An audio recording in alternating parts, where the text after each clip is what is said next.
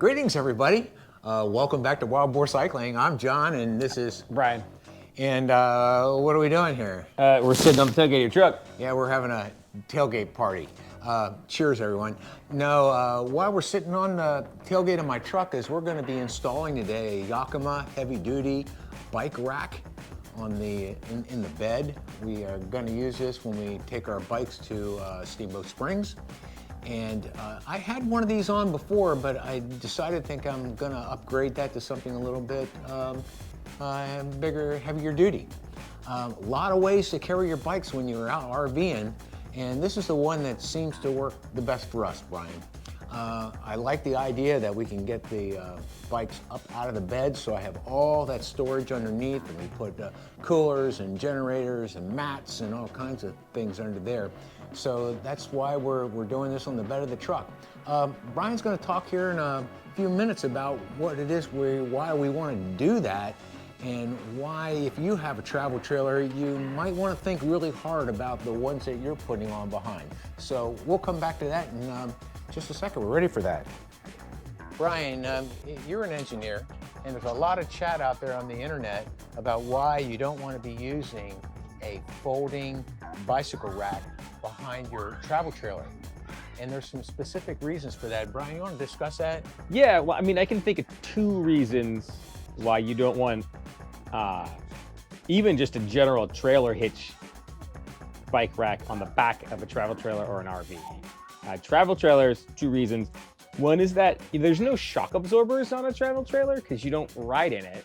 So it just bounces and it bounces. And so there's way more vibration on a travel trailer, and that travels through the trailer hitch into the bike rack, and it's gonna rattle and vibrate way more than it would if it were on the back of a car like this. Like, this car has shocks, and so there's way less vibration. So what that means is these little pivot points where all this happens, there's holes in there, and there's a bolt, and it vibrates, and it's gonna make those holes oval shaped, and eventually you're gonna fail those points. But a lot of the E-rated trailers or travel trailers that are rated for those have those platform, because they do not have this particular point of weakness in their setup.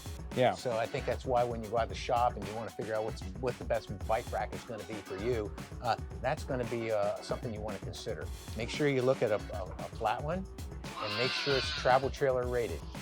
So the other thing you want to think about is the length from the bike to the wheels, because these things are designed to carry a load,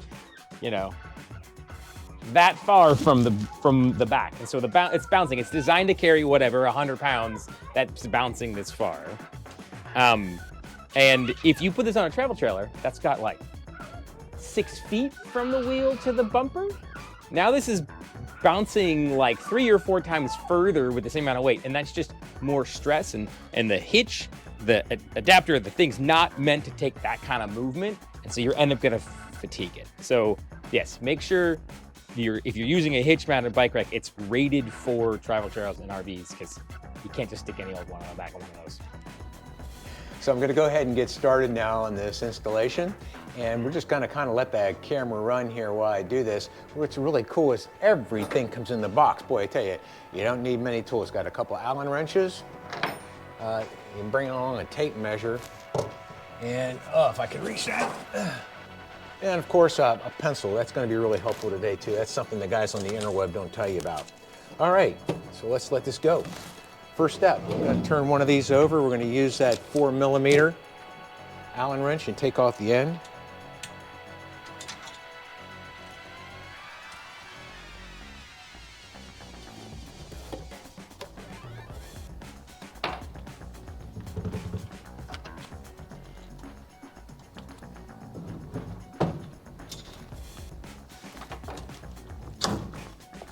All I did was remove the end cap of the rail.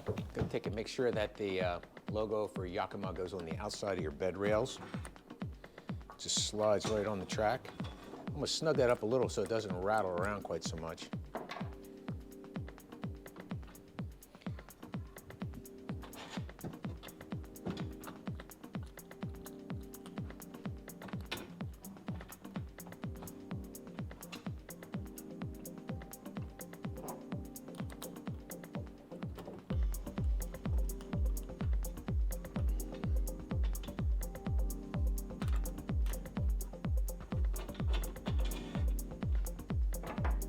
You notice I only took off one of the end caps. You don't need to take them both off. Drop that 4 mil back in there. Of course, you can snug it up.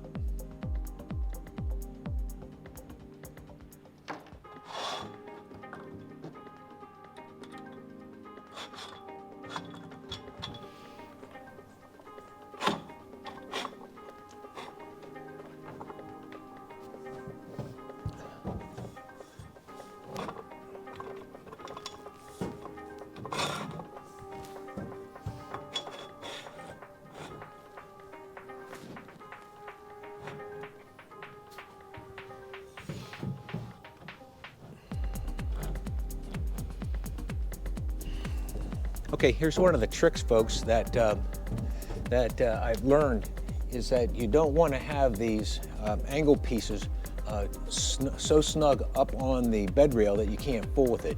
The instructions say have about 1/8 of an inch. Now, in order to help me remember where my marks are, I'm just going to turn this over and put a little pencil mark under there so I know where it is when I try to, instead of sliding it away. Pretty centered to me. So now I'm going to scoot this out so the brackets, when they sit on that rail, have a 1/8 inch clearance. Just a little bit. Now carefully I'm going to tip this over, but before I do that I'm going to make a little pencil mark underneath so I know where to line that up when I want to tighten those bolts underneath, those 5mm bolts. Let's see how that little trick worked. Oh, beautiful. 63 plus, 63 plus. Perfect, where's my little pencil mark? That says 63. Perfect. What do you got in your hand there? Changed my mind. I better use my torque wrench and make sure that I don't get these too tight. What did you say before? Tight is tight, too tight is broke. Broke. Let's go ahead and do this at 4 Newton meters.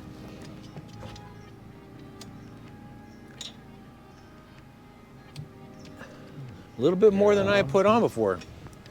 You don't want the bike rack coming off. Nope. There you go, that one's on too. 4 Newton meters. Okay. All right, let's turn this baby over. Now, what we want to do, Bree, oops, that's a rubber piece. Rub it in there like that. There it is. You got it. Okay, cool. Mark right here. Yeah, I want that front edge of the rubber. Okay, right on that mark. Yeah, and the reason why I want it back a little bit like that, are you recording? Mm-hmm. Well, and the reason why I wanted it back a little bit more was when we put these bike racks on, if you're not really careful, you're gonna see this in a few minutes when you put your front loader up there, that your wheel is actually gonna be hitting the window of your truck. Trust me, I've been there, already done that once, all right? Let's go ahead and get these other parts out and install them and see how it goes. Ready? Yeah, like we noted before, everything comes in the box. These are the brackets that go under the lip of your bed rail. If you have a rail system already in your truck, well then of course you can go ahead and they have expanders in there that are going to flip over top of that. One of the other features I like about this one, and particularly the Yakima brand, is that if you have one of those tonneau covers, you know, that come in and roll back out, a lot of folks do that in the bed of their trucks. Well, you can actually get these towers that sit up higher and allow the cover to roll back and forth. So, one of the things I have to be careful with here is there's little plastic connectors that hook on the stock bed rail. So we just open this gate up. If you can see in there, Brian. Drop that down. I'm going to put the bar on top of that. Hook it right up onto that.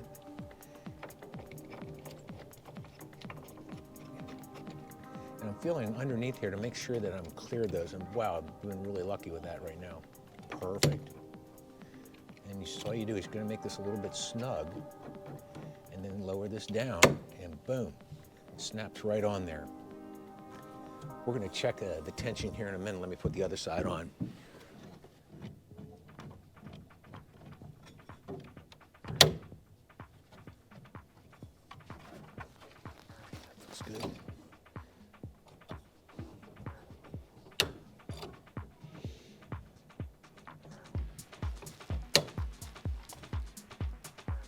Now it's slide just a little bit more than I wanted to, so we're going to snug that down.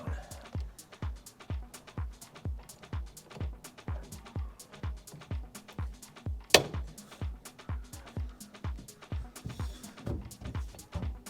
you have to put a torque wrench on that?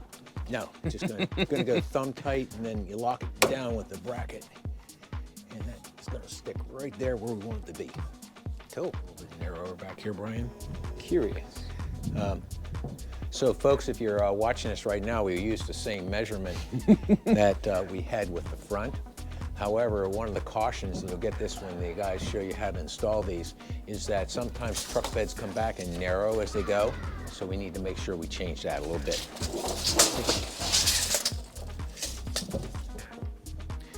Yeah.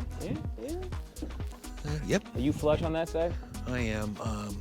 No, I've still got room. Okay. Always. I'm flush on this side. If you got 1/8 of an inch, then you're good to go. I'm pretty flush here, but I'm feeling okay about it. Okay.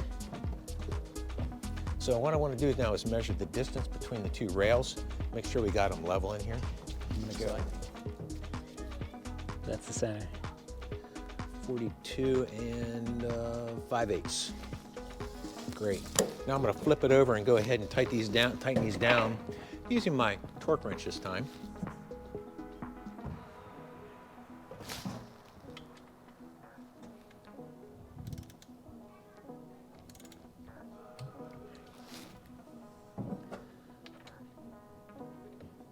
That ain't going anywhere. Nope. Cool. Nice thing about this, folks out there in YouTube land, is the cores to lock your bars in place so somebody doesn't walk off with them are included in the kit. Really pretty easy install once we made sure we measured it correctly and had everything in place. Let's go ahead and drop one of the bike racks on here and let's see how it looks. Let's go ahead and hit roll camera. It's rolling. Oh, cool. Thanks.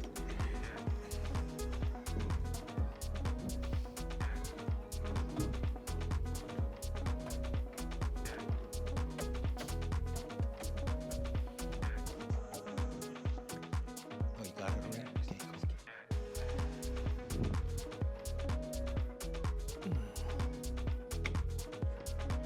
One more. Gotta go all the way down, huh? There we go.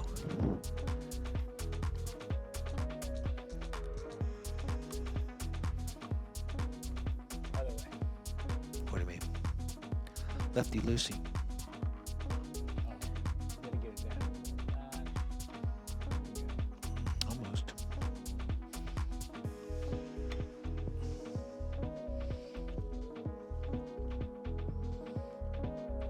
Almost. Sure these are the right racks for these. Absolutely. bars? Uh-huh. I've measured twice. I've measured 3 times. Measured 4.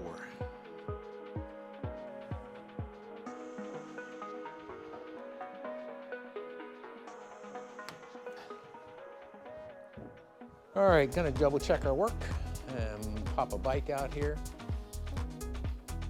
And then we'll go ahead and drop our other 2 bike racks on and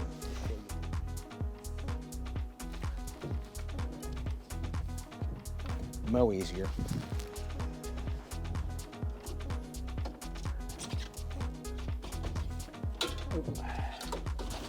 Easy peasy. Looks okay to me. Is that about centering the wheel? Yeah, Saturn and square. It looks like. Good.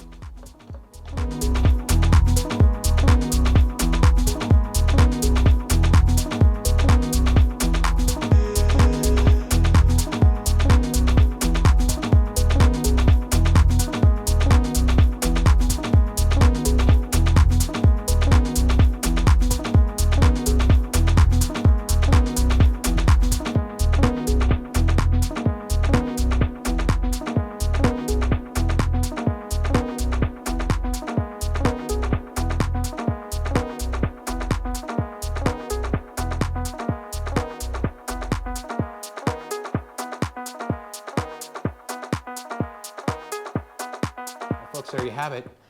We just installed the Yakima heavy-duty bicycle rack and system in the bed of my pickup truck so we can use it with our travel trailer. We use the Yakima BedRock heavy-duty, low-profile ones. Now remember, you can get them with a higher profile and they'll work with your sliding covers. Couldn't have done it without my engineer here to give us advice on the spacing of those bars going across, right? I do what I can.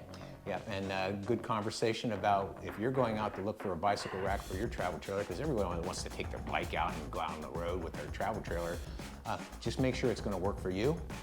This system works for us because I can load the bed of my truck up with whatever I want to. I put firewood in there, camping supplies, coolers, generators, everything we might need when we're out and about. Extra bib shorts. Extra bib shorts, of course, yeah. And they're GCM bib shorts, no doubt. Okay, so standard YouTube? Yeah, thanks everybody for watching this video. It's probably gonna end up being a longer one, so thanks for watching all the end. That really helps out the channel. Thanks for liking and subscribing, and make sure you hit that notify button so when we do make new videos, you know that they come out. You know, can't really do this without people wanting to hear what we have to say, so thanks for being a good audience. Great. And in the meantime, go out, ride, have fun, and of course, keep the Riverside Down. See y'all next time. Thank you.